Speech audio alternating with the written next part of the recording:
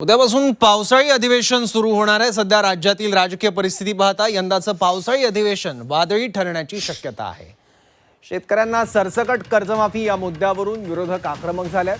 विरोधकांच्या बैठकीत अधिवेशनाची रणनीती ठरली आहे। राज्य सरकारनं कर्जमाफी जाहीर केली असली तरी तिच्या अटी, पात्रता आणि अंमलबजावणीबाबत अनेक प्रश्न उपस्थित होत आहेत। शेतकऱ्यांना सरसकट कर्जमाफी मिळावी या मुद्द्यावरून विरोधकांकडून सरकारची कोंडी केली जाण्याची शक्यता आहे। मराठा विरुद्ध ओबीसी संघर्ष, वाद तसंच अनुसूचित जातींच्या आरक्षणाचं उपवर्गीकरण करण्याचा घाट राज्य सरकारनं घातलाय।